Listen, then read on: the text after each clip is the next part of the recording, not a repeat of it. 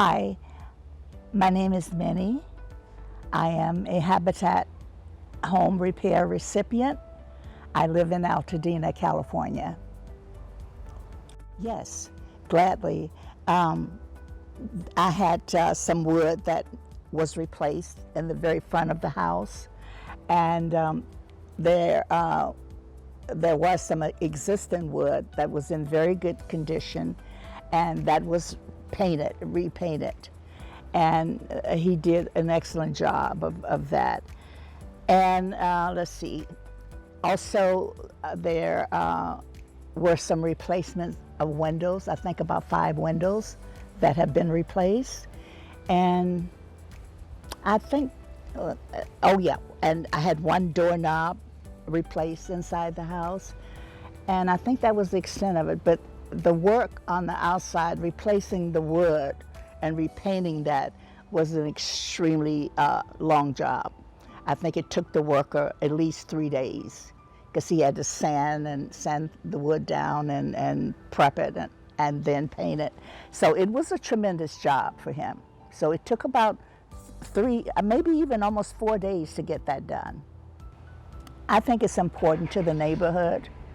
It gives the neighborhood maybe a secure feeling, and certainly to have my home look nice and you know, the necessary repairs done is very important to me.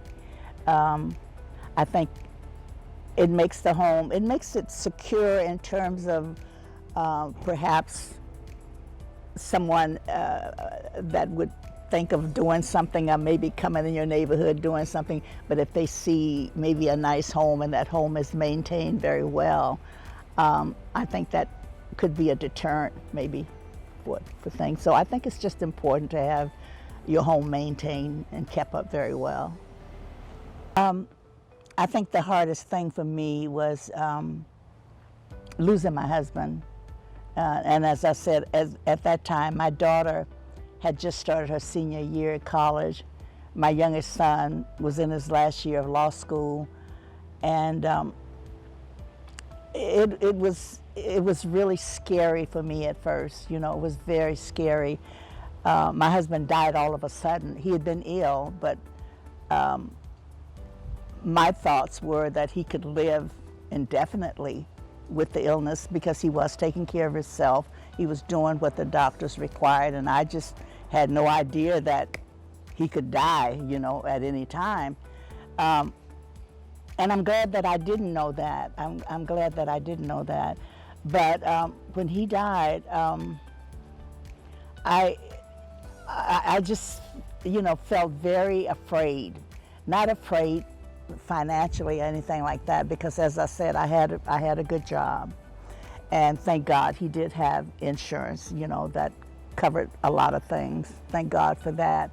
And my daughter, as I said, my daughter and my son were in college, and there was money there to help them and get them through. And but I was just afraid, because I didn't know, I had never been alone. I left my parents' house to my husband's house. I got married very young, and I had never been alone, and I've never had to make decisions by myself. So that was another difficult thing for me. Just to make a decision was very hard, because if we had to decide something, he and I would talk it out and would decide together. So I had never made a decision, a major decision by myself, and it scared me.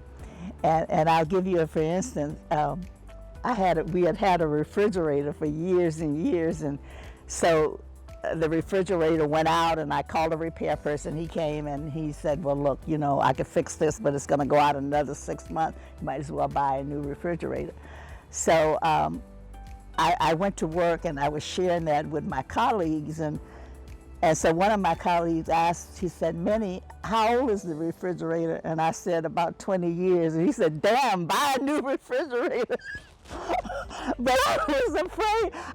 It was hard for me to select a refrigerator, because I didn't know what brand, I didn't know what to do, but I did. And gradually I learned to trust my decision-making process. I would think things out. And I had a supervisor many years ago that shared with me that if you were going to make a decision about something, write out the pros and the cons on a tablet. So that's what I would do. Sometimes if I had to decide something, I would think about the pros and the cons, and I would write it out and look at it. And that really helped me to make good decisions.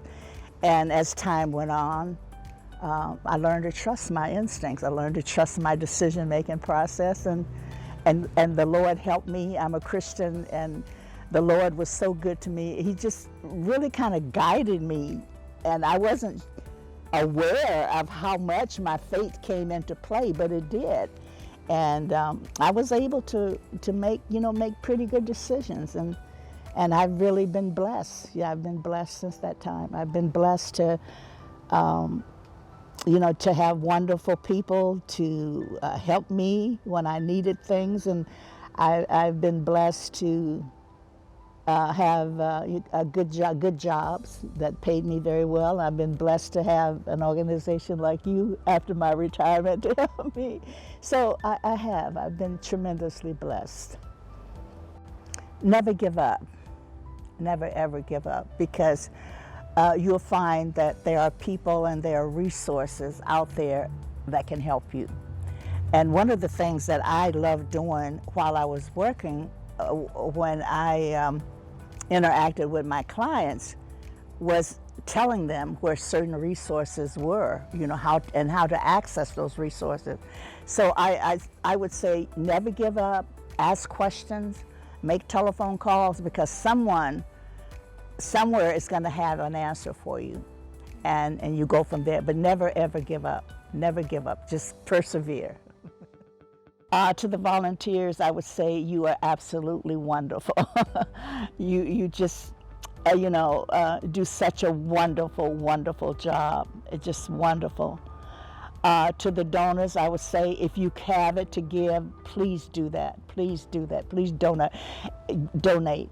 And sometimes we have to give out of our necessity. We have to budget in to give, but it's so necessary that we do that we give. It's so necessary that we budget to give, because this is helping so many people who are so in need of the services that Habitat offers, and many of them cannot afford anything else. They cannot afford anything, and the service that you offer is just absolutely great. The volunteers are skilled people, very skilled, and it's a wonderful thing. And again, I say donate.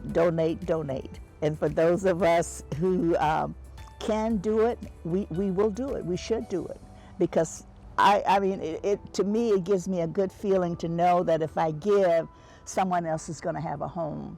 They won't be in the element. They won't be on the streets. And my giving, whatever I give, it's going to be added to other donations. And I think that's so important. And for me, I will always donate to Habitat. It may be once a year, but I will make that a point. Habitat will be on my list of donors, of donating. Yeah.